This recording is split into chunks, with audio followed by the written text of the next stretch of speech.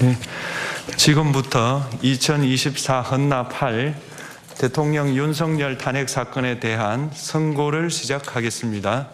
먼저 적법 요건에 관하여 살펴보겠습니다. 이 사건 계엄 선포가 사법심사의 대상이 되는지에 관하여 보겠습니다. 고위공직자의 헌법 및 법률 위반으로부터 헌법 질서를 수호하고자 하는 탄핵 심판의 취지를 고려하면 이 사건 계엄 선포가 고도의 정치적 결단을 요하는 행위라 하더라도 그 헌법 및 법률 위반 여부를 심사할 수 있습니다. 국회 법사의 조사 없이 이 사건 탄핵 소추안을 의결한 점에 대하여 보겠습니다. 헌법은 국회의 소추 절차를 입법에 맡기고 있고 국회법은 법사위 조사 여부를 국회의 재량으로 규정하고 있습니다. 따라서 법사위의 조사가 없었다고 하여 탄핵 소추 의결이 부적법하다고 볼 수 없습니다.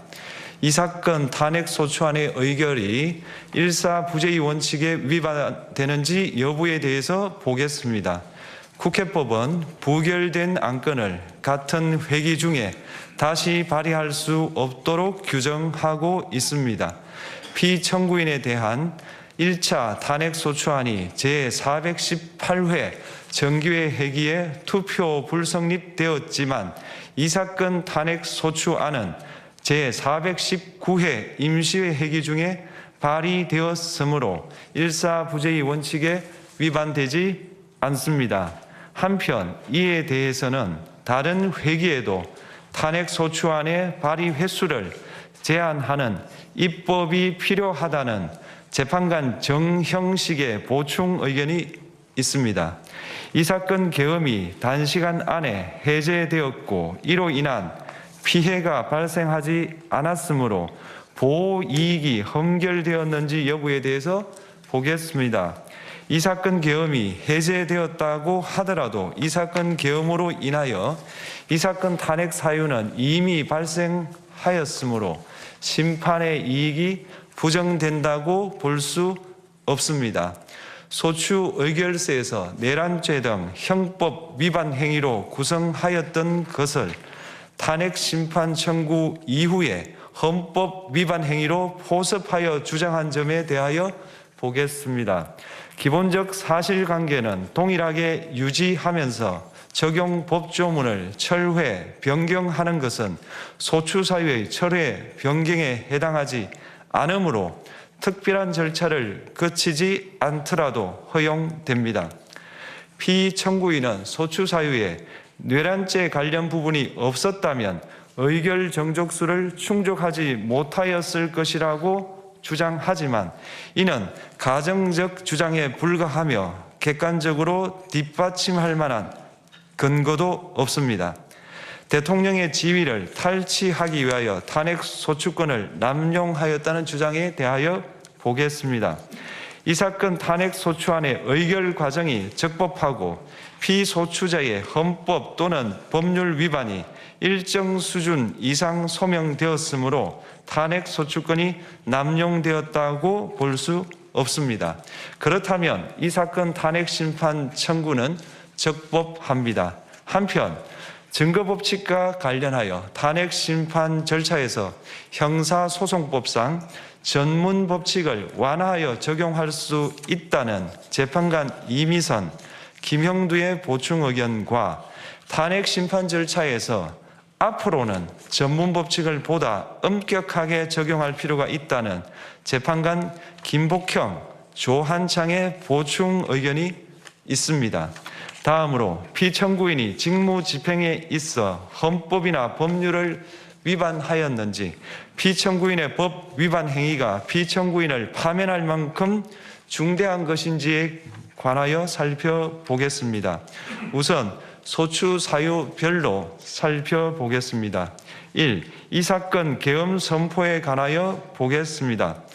헌법 및 계엄법에 따르면 비상계엄 선포의 실체적 요건 중 하나는 전시, 사변 또는 이에 준하는 국가 비상사태로 저가 교전 상태에 있거나 사회 질서가 극도로 교란되어 행정 및 사법 기능의 수행이 현저히 곤란한 상황이 현실적으로 발생하여야 한다는 것입니다. 피청구인은 야당이 다수 의석을 차지한 국회의 이례적인 탄핵소추 추진, 일방적인 입법권 행사 및 예산삭감 시도 등의 전횡으로 인하여 위와 같은 중대한 위기사항이 발생하였다고 주장합니다. 피청구인의 취임 후 이 사건 계엄 선포 전까지 국회는 행안부 장관, 검사, 방통위위원장, 감사원장 등에 대하여 총 22건의 탄핵소추안을 발의하였습니다.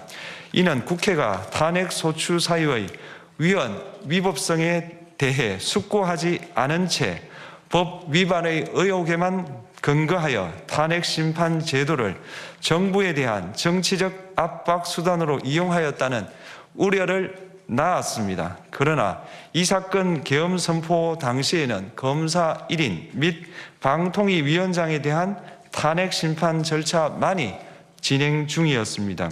피청구인이 야당이 일방적으로 통과시켜 문제가 있다고 주장하는 법률안들은 피청구인이 제의를 요구하거나 공포를 보류하여 그 효력이 발생되지 않은 상태였습니다.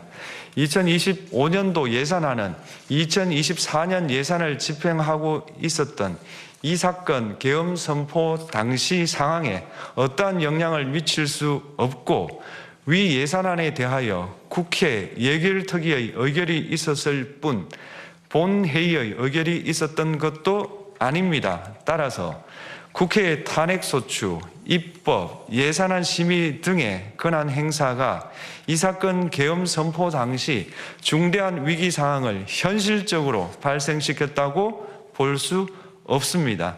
국회의 권한 행사가 위법, 부당하더라도 헌법재판소의 탄핵 심판, 피청구인의 법률안 제의 요구 등 평상시 권력 행사 방법으로 대처할 수 있으므로 국가 긴급권의 행사를 정당화할 수 없습니다.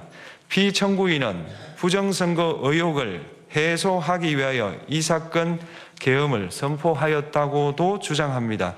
그러나 어떠한 의혹이 있다는 것만으로 중대한 위기 상황이 현실적으로 발생하였다고 볼 수는 없습니다. 또한 중앙선관위는 제22대 국회의원 선거 전에 보안 취약점에 대하여 대부분 조치하였다고 발표하였으며 사전, 우편, 투표함, 보관장소, CCTV 영상을 24시간 공개하고 개표 과정에 수검표 제도를 도입하는 등의 대책을 마련하였다는 점에서도 피청구인의 주장은 타당하다고 볼 수 없습니다.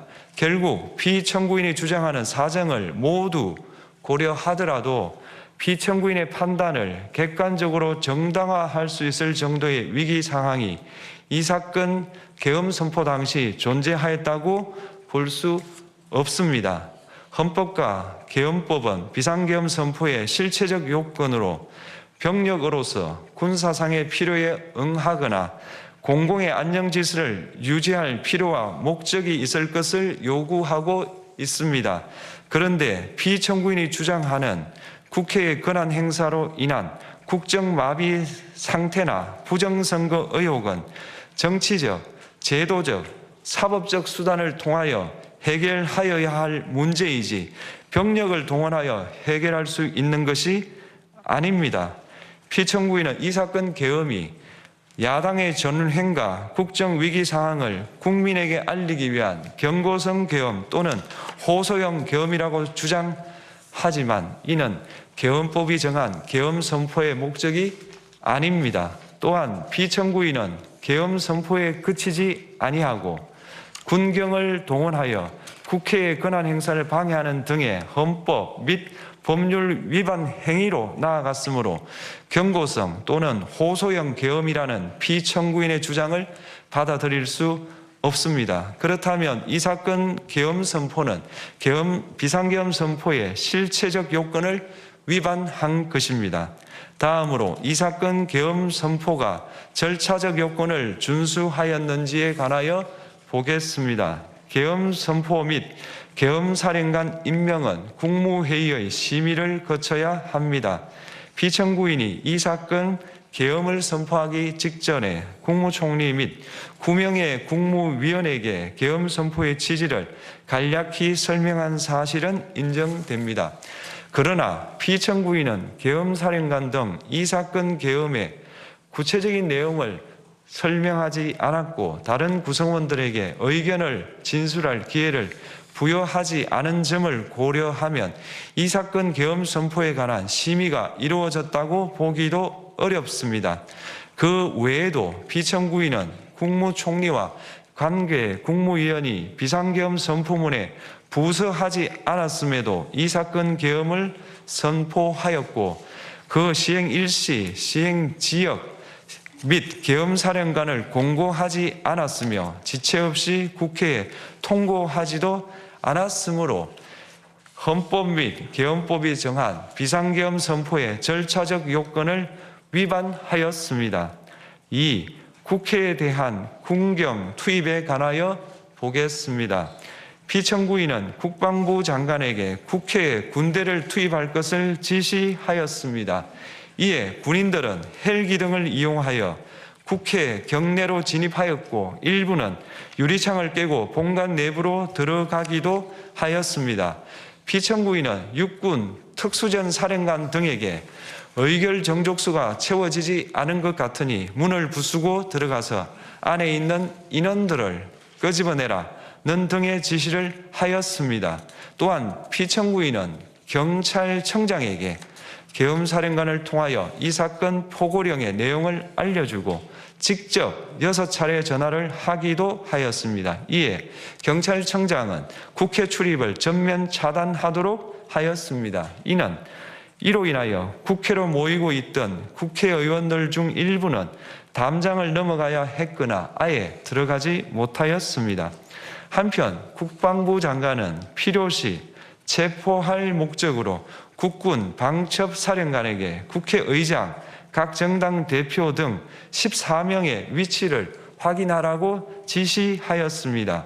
피청구인은 국가정보원 1차장에게 전화하여 국군 방첩사령부를 지원하라고 하였고 국군 방첩사령관은 국가정보원 1차장에게 위 사람들에 대한 위치 확인을 요청하였습니다. 이와 같이 피청구인은 군경을 투입하여 국회의원의 국회 출입을 통제하는 한편 이들을 끌어내라고 지시함으로써 국회의 권한 행사를 방해하였으므로 국회에 계엄 해제 요구권을 부여한 헌법 조항을 위반하였고 국회의원의 심의 표결권, 불체포 특권을 침해하였습니다. 또한 각 정당의 대표 등에 대한 위치 확인 시도에 관여함으로써 정당 활동의 자유를 침해하였습니다.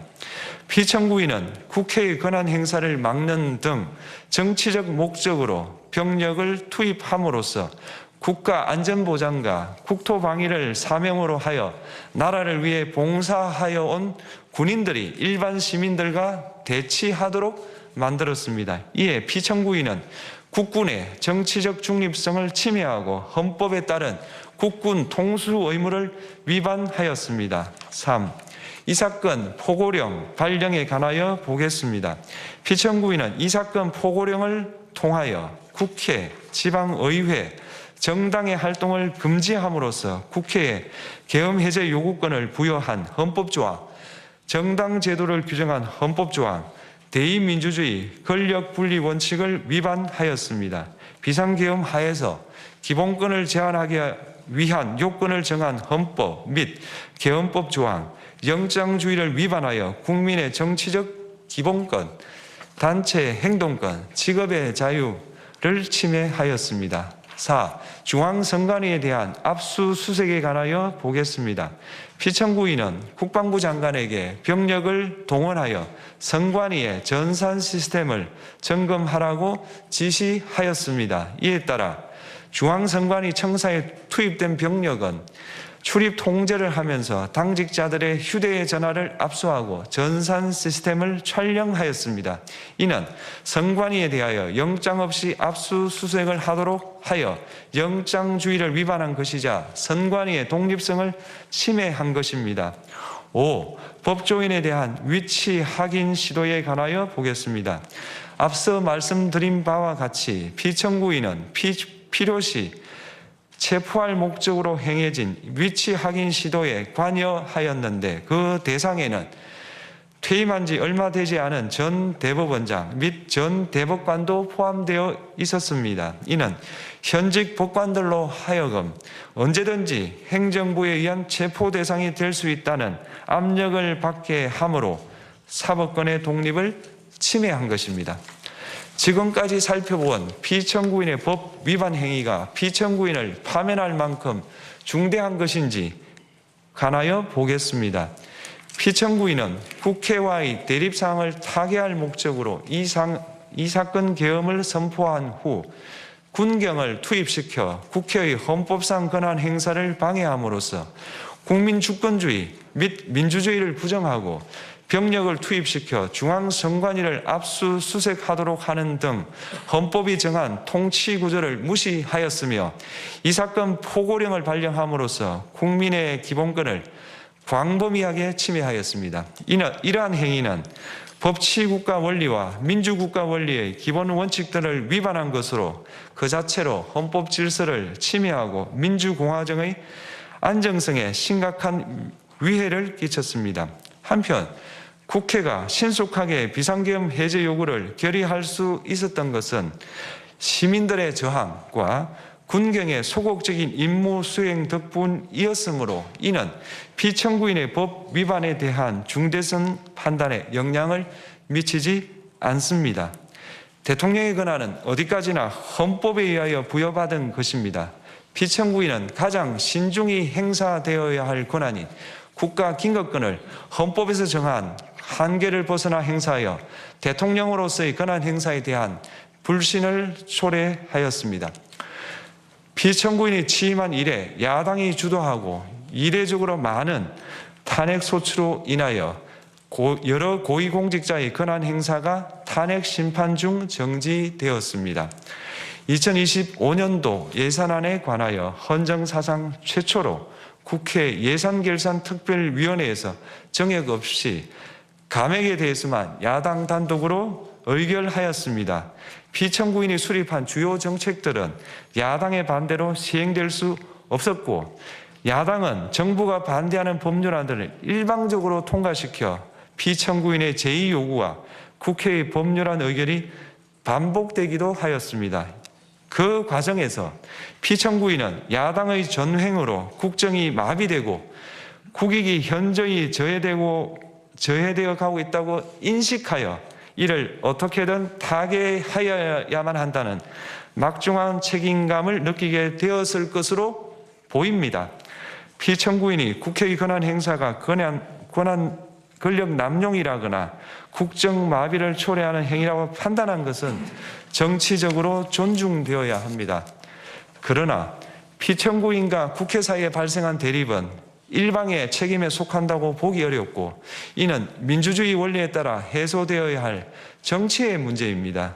이에 관한 정치적 견해의 표명이나 공적 의사결정은 헌법상 보장되는 민주주의와 조화될 수 있는 범위에서 이루어져야 합니다.